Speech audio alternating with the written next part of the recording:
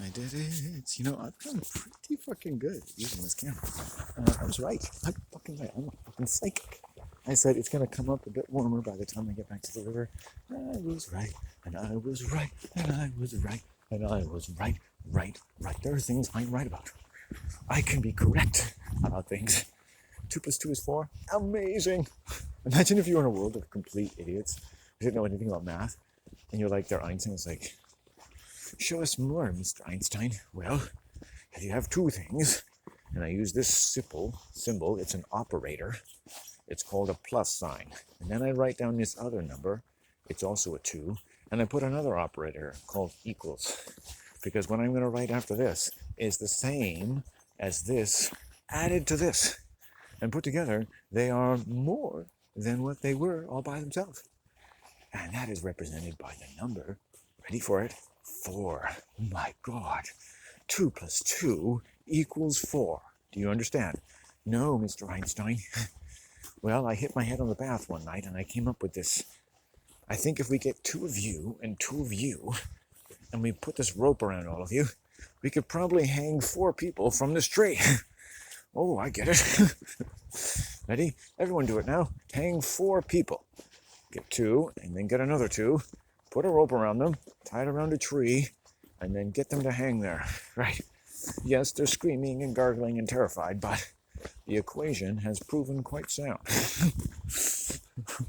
So you can teach people math, but you can't teach them values just by teaching them math. Math has values. 2 has a value. Symbols have values.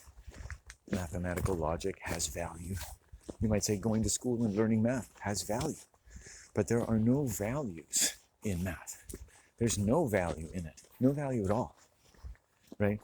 A valueless moron could do math, who has no values, who doesn't value human life. You'll notice school is never about teaching people values for human beings. Oh, sure, freedom and respect, gender, rainbows, love for everyone, but there's no values. Right? These are just words. These are just sounds. They're like, oh yeah, I can make them too. Like, hey, everyone, let's love each other and respect everybody. Okay? Love and respect everybody. Do. Oh, wait, there's a football game. Punch him in the mouth. Rip out his guts. Fuck him. Let's watch this movie from Wesley Snipes and Martin Scorsese. Notice how many bullets rip through that person's bodily organs. Isn't it satisfying, everyone? So there is no values to society. It has no values. You understand? That's nothing. If you want to have values, that's your own thing. You want to find someone who has values? Good. But you can't be obedient to the world and have values at the same time.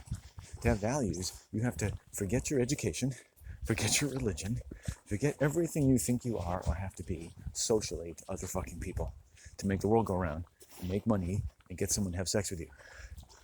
Right? And feel good about yourself. And satisfy all your fucking compulsions. And get mommy and daddy to be where they are, and you don't care about anything that's happened because you're an independent, wonderful, enlightened being. Good for you. Take off all of that shit. Your little scuba chute to swim around all the fucking piss of the Olympic-sized fucking piss pool of the world. Right? Now, you can start to think about having values. Before sex, before children, before work, before you touch yourself in the morning, you can think about having values. It's not mathematical, it's not economic, it's not philosophical, it's not cultural, it's not religious, it's not spiritual. It may be emotional. It may be personal. It may be of an order of survival interest that is eerily separate from and or completely alien to everything that this world says is good and useful for human beings. And even what a human being is, what a human being should expect, and what a human being should do and shouldn't do in any area of life. You understand? So your values have nothing to do with the world. Nothing. They have nothing to do with Jesus or Buddha or anything else. If I want to know your values, I don't want to know your fucking religion. I don't know what you tell every fucking cunt who listens to you and says, oh yeah, and here's a bunch of my stupid bullshit too. And this makes some more sounds. And together we can drink more and make more money. And never get to know anybody. Yay! Fuck it, right? You listen to the conversations people have at coffee shops. It's useless. It's useless muttering. Useless sounds, bored, semi-alcoholics who don't have any real relationships in their lives to speak of. except the ones in the theatrical world that their mind has been converted into by birth. And obedience meant going along with that. Right? I've watched them. I've watched old women come into coffee shops and physiologically change characters. You can see it. I see it multiple.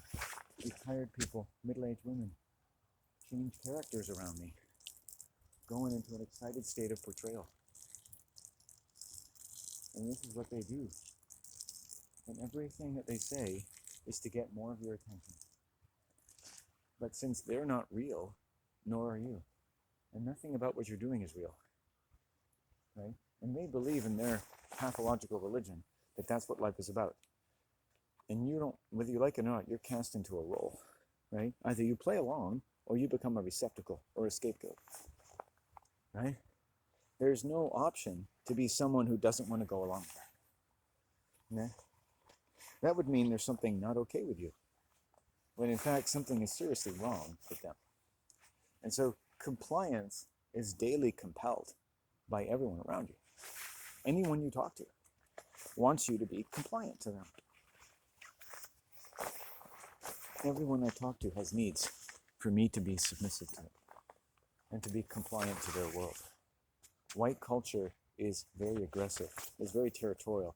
It demands compliance. It's like hydrochloric acid, right? You either join the club or you get burned.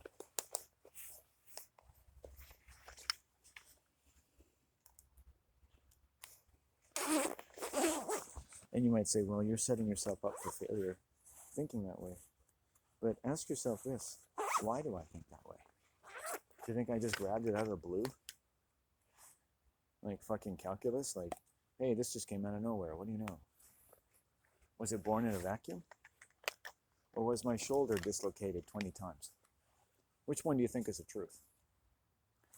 What do you think my motivation is to understand why people behave the way they do? It's called all of my ribs and 20 dislocated shoulders. And everything that goes along with that, which is fucking deadly and murderous. And it's not added to my life, not one fucking iota, ever. Let me make that perfectly clear. I don't want anything to do with violence. So I talk about it. I talk about it because I notice that it isn't talked about enough, and violence has a lot to say. And of the things that I think we need to listen to, if violence is telling any of us, is what violence is telling us. And so anything you find violent is something that somebody probably needs to hear. Even if the better chance of possibilities is that nobody will ever want to hear what you have to say, because the predatory specter of any number of people, even just by large groups, can never hear the sounds made by its prey. If you are raped, no religion in the world wants to know what you do. What that rapist told you, no religion in the world knows what it is. Apparently, they can speak that thunder into your vagina and nobody knows what it means except you. But you can't tell anyone. But it told you something, didn't it? And you're supposed to forget that it told you that. That everything in this world is shit. And that everywhere, people are losing their mommy and daddy for nothing. And calling it a way of life and the way the world should be for reasons of evolution, genetics, and stupid fucking Christian stories. That no family just has behavioral issues that are sustained through time. Because the way people behave are constantly sustaining, among the behavior of their forebears, a protracted and chronic state of abandonment. And all of the violence attending that, which at best could be seen as a reason to survive the difficult fucking natural world of evolution. It doesn't make any sense. These are like stories told in a crack den. I can go among any number of losers and find stories about why it's okay to be a loser. I know everything bad happening in their lives can be explained by some fucking conspiracy theory, or just the way life is. But you can leave that crack den, go down the street, never see them again, and all those problems go away. But you can't leave the world. But you try to. You try to get away. You get in, you work, and then you get away. But you don't get away clean, do you? It comes with responsibilities, they say. responsibilities which are things that slaves and orphans have to do to pay for the guilt of being abandoned by their primal mother, whom they now believe they're either going to kill one day or is going to kill them. And on the way, of much lesser concern, is how we kill each other every fucking day, just getting by.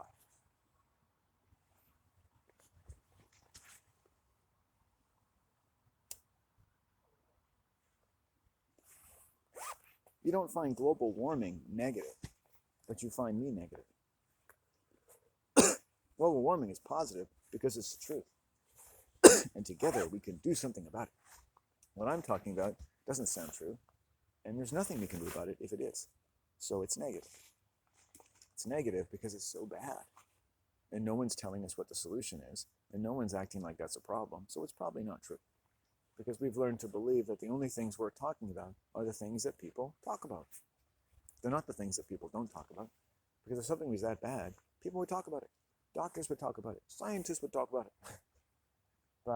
And they do, but not verbally. We talk about it with tanks and bombs. We talk about it with rape and crime statistics. We talk about it by molesting children, apprehending children, and convicting people of their innocence, and then projecting more into them and scapegoating them, and charging children with such lethal accusations and excessive uses of authority that they basically die from going to school, and their mothers watch them and have nothing to do about it. Because they can't, because they don't have any control over themselves. They don't have the will to save their child from their fucking kindergarten teacher, who begins the murder process because you didn't want to sit in a circle to listen to the fucking story. Okay? You wake up one day, and if you don't sit in a circle to listen to a story told you by a fat, ugly white woman, you're going to start being killed by the system. Does that sound like your education system? You ever heard a story like that? Then you don't know what groups do you? You don't even fucking know. You're a danger to yourself and everyone around you.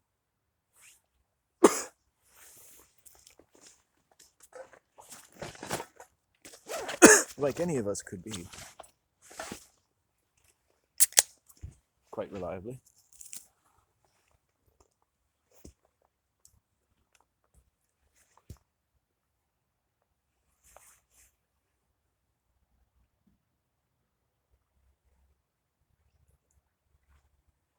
Well,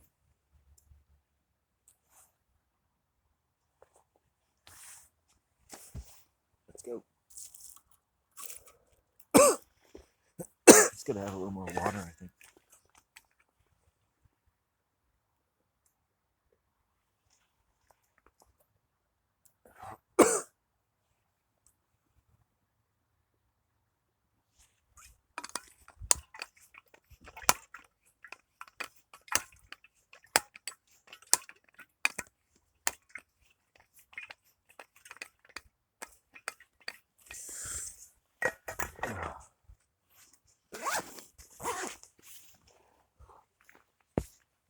I feel more secure when I put my weed in.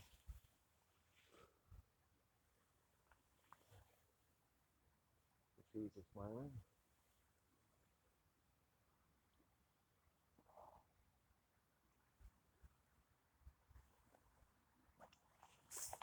I have not had a constructive interaction with a single person. I told my mom, I hope I don't really have to deal with anyone.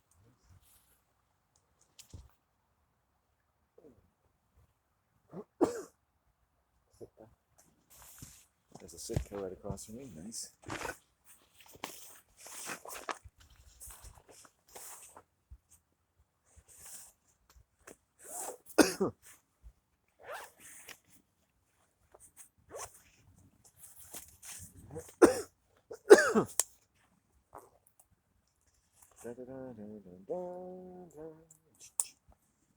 So, yeah, I mean, strange things come out of me as the day progresses. It's nice to have a journal, but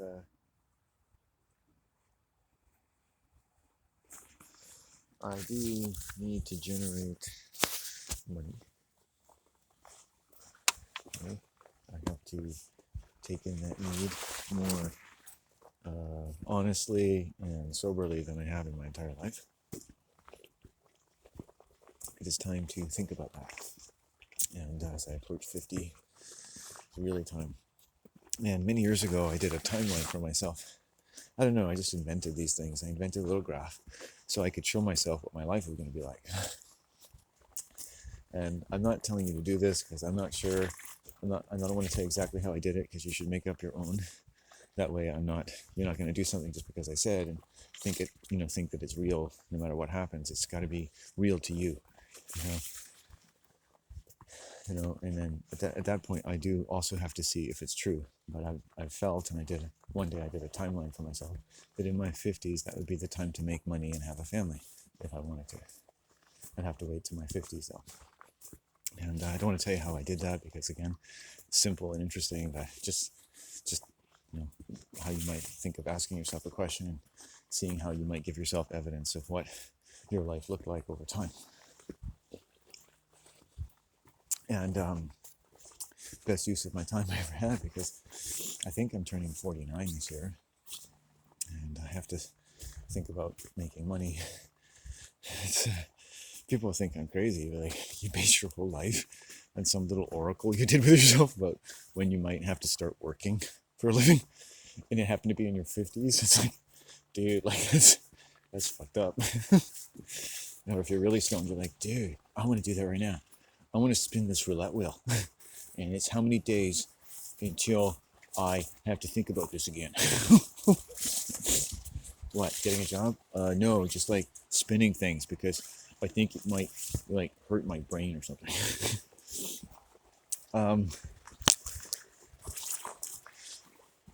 For instance, I knew that by 2010, was it 2010? Yeah, by 2010, I wanted to have written my first novel.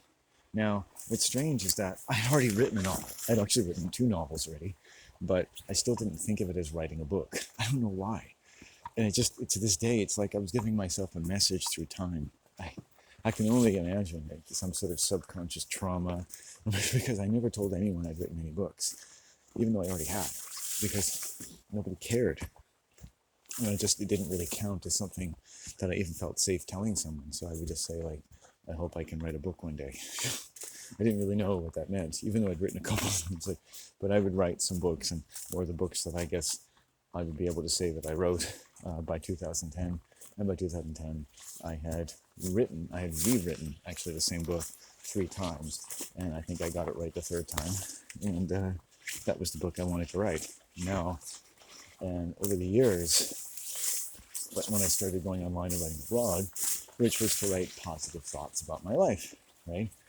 And I could tell you exactly, you know kind of where you've come from the year before that, or if you move away from somewhere, maybe even many years before that, and then you look at what you encountered, as I had the chance to go through. I can. It's been too scary to talk about it. When I came at the age of whatever, 40 years old or 38 years old, or 35 years old maybe, to live in a house that was occupied by my mother and father. And I had my own bedroom, and my brother was around, and my sister was in and out, and a family I hadn't talked to or thought I would ever talk to again for many years, 7 to 12 years of any kind of positive contact at all. So, and I had just had surgery to reconstruct a part of my body that had been destroyed the last time I knew my family, on the order of rape and an attempted murder, whose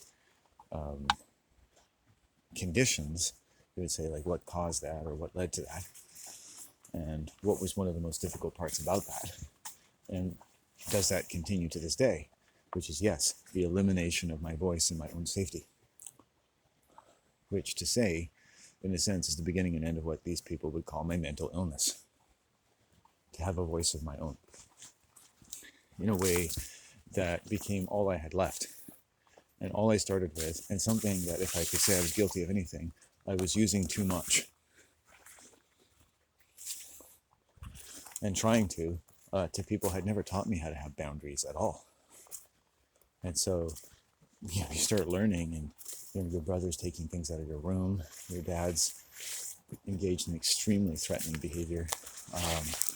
A roommate your brother invites in is a sociopath, and both of whom are going to conspire to put you in an increasingly threatening position by slandering you, gaslighting you, and scapegoating you, to a point that eventually involves the police and is heavily incited, in fact, by someone not even there, your sister, with whom the one man is quite friendly. And so there's a sense that, as I said at that point to my brother at one point, it's like we don't have the same DNA. And I didn't mean to be rude. He took it quite personally after dislocating my shoulder and most of my ribs, along with other people, in a way that would happen again and again and again, under various suspicious circumstances, right up until about 2 years ago, living with my mother. So, just a story. Let's just sit back. You see, this is like shock, right? So, it's like this, I hope you're okay with this, but I kind of have to do a little self-care. Right? It's weird. I thought yesterday about something too. Not always like super bad things, but things that, even though I'm a writer and I talk all the time, I never talk about them. I'm involved in academics and abstract stuff. It's still important, don't get wrong. And I got a great mind. But still not always going into the real personal stories of my life. I've always wanted to maintain that connection. I think I am a personal type of writer in that way. But you can never really feel totally sure. And I think you have to revisit that question from time to time, as I'm doing today, because I've noticed that there's things about my life that as a writer, it helped me, as other things could, I'm sure. I mean, many other things, not just writing, but that just helped me. Okay, so don't think you have to do that, or talk like me, or be smart like me, or anything like that. I mean, I'm not really smart to anybody. The only person I get to be smart to is myself, so just don't hold it against me, and I won't hold it against you that you're probably smarter than me. All right, we can be smarter than each other at the same time, and no one needs to get hurt in the course of this conversation. And because I have to be, if I'm arrogant, it's because I'm imagining I'm smarter than I am, so that I can be smarter than I am. As a child, don't you sometimes have to imagine you're more than you are, to think you're possible of more than you thought? Right? Isn't that what they teach you? The thing is that I don't want to do that for people. I never wanted to put myself out there onto the basketball court. I had enough of that by the time I was 15. I remember once this girl that was stalking me cheered for me on the soccer field. I was pretty good at soccer in my age category, which, in the sense, the children I was playing with, we weren't really soccer stars to begin with, okay? I mean, I want to say that because I was schooled by a team of real soccer players in grade 8, and as much as we took a complete, total routing, I was basically just in awe of them. It was like the ultimate spectator sport. We were just running around just to get our heart rate up. I mean, these people were playing soccer. They were like giants. They were like titans. I wanted to get their autograph. I felt humiliated. The stark inadequacies of my athletic understanding of soccer were laid bare before all the world. I'm glad TSN wasn't there. And people were playing it on YouTube. Look at this fucker who thought he was good at soccer. He's just walking around like it's no thing. Like, hey, isn't it lovely outside? I'm going to go write some poetry. The grass is green. My ass was kicked. I lick it between my balls. No, but it was amazing to watch them run, to watch them kick the ball. It was like they were like professionals compared to us. And so to this day, I never mind saying when I've been taught a lesson about, how good at soccer you really are. But I really enjoyed playing up until that point, in that way that as a child, you don't have to be a soccer star to enjoy playing it, right? And I really loved it. I didn't want to play it anymore, though. On top of which, our coach didn't give a fuck about us. So there was that. He was completely inadequate. He was the limpest noodle in the world. I think we had one practice. He didn't care. He did not fucking care. Like, why did you bother having a team? It didn't make sense. It was a form of lying. Right? It was lying. This guy was like, I'm a teacher. I don't have to do this. Mr. Shippets, a skinny chemistry teacher. People liked him because he blew stuff up. He was known to be uninhibited about his use of magnesium, whatever the fuck it was. Right? He was exactly the kind of person you'd expect to be a chemistry teacher in high school. I liked him. But soccer coaching, it was like a codependent relationship. It was like, hey guys, you know, you're not really into this, I'm not really into this. He wasn't saying it in so many words, but he was. Just run around and kick the ball. I mean, that's basically, this isn't the real soccer team. This is just the people who were stupid enough to show up to what we call a soccer team. It was nothing, right? So by the time we got out there for a real game, I mean, there was nothing going on. We might as well have been 8-year-olds on that field. And so next year, grade 9, when the real soccer team asked for tryouts, and I was aware that this is not Little League anymore, I just said, fuck it. I don't want to go. I'd always been a fairly athletic person, but it didn't have it in me. And other things that kind of demoralized me in high school, like, I didn't like it. It was just, to me, it was the same thing as school, except it was farther away from my house, where I would go for lunch every day. I said to my mom the other day, I said, by the time I went away to university, which was essentially leaving home for the first time, I was completely unprepared for living in the world. As unprepared as you can be. Imagine how scary that is. If you take, I'm not to be rude, I know I've been pretty passionate all day, but if you've ever had an indoor cat and you put them outside and they're just paralyzed and they'll sit under a bench all day long, that's what I was like. In fact, at school, I would lay on benches, sometimes all day long. When I came home, I'd go to the park and sometimes just lay on a bench,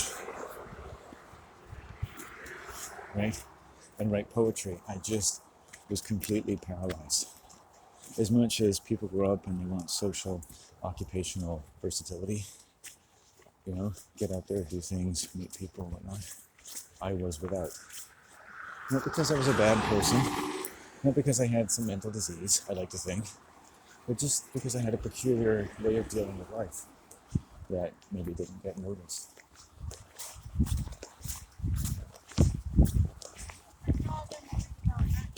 Oh yeah, no worries.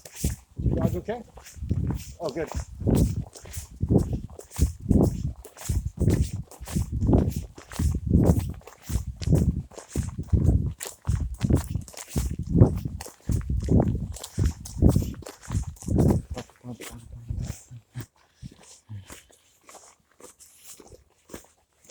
Well, that'll be my one weird encounter of the day. It's just my dog I'm worried about, not you. Okay. Not malicious, just unnecessary amount of information from a middle-aged female. Whenever people choose to talk to me for no reason.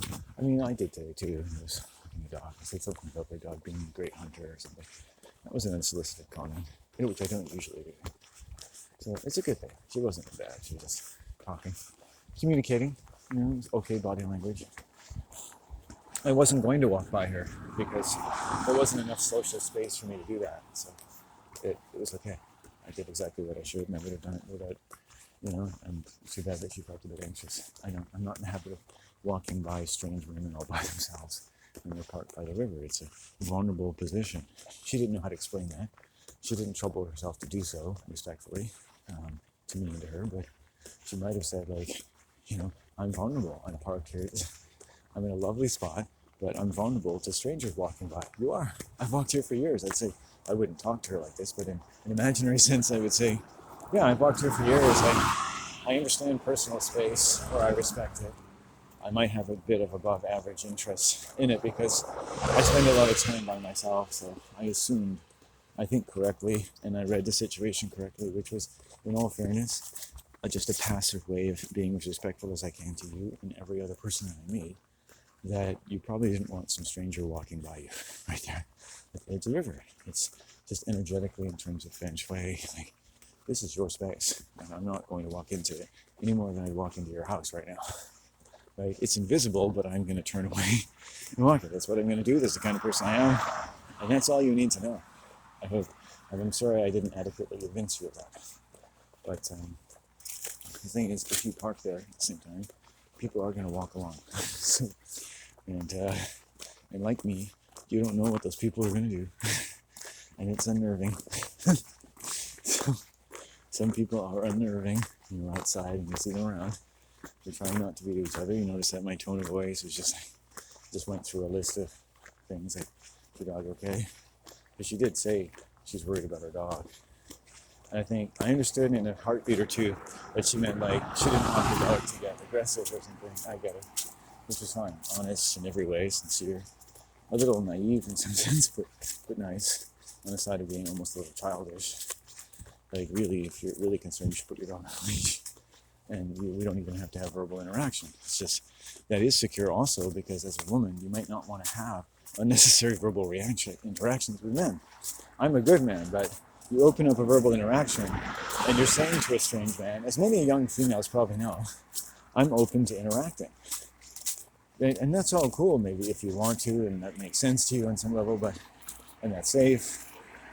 But remember now in your thought process, you're doing this not because you really have chosen that in your own will. It started off with a conflict between the combination of you and your dog and the approach of a male. And not like a bad conflict, a natural conflict, like, hey, you know your dog, you love your dog, but they can get a little snarly sometimes. And you're just taking caution to make sure that this person, but you're putting a little bit into the hands of fate too. If I was a guy that didn't have good boundaries and walked by, maybe your dog would start barking. Understand that dogs will bark to protect their owner, and that's okay. You don't necessarily have to apologize for that. But it is considered courteous to sort of like, hey, don't worry, they're not going to bite you. It's just protective. You can even tell them that. It's like, oh, they're just being protective. Because nothing is wrong. But clearly, if something does become wrong, at least you want me to think that that dog could bite my balls off. That's not bad. Women are allowed to have that. It's good. That's a good thing. Have dogs that bark at people. Big dogs, German Shepherds, 2 of them, Dobermans. A little dog that just bares its teeth for a second and you realize it doesn't matter about size, it matters about the size of their hunger. So those jaws are little tiny blades that can move like a chainsaw, if they need to.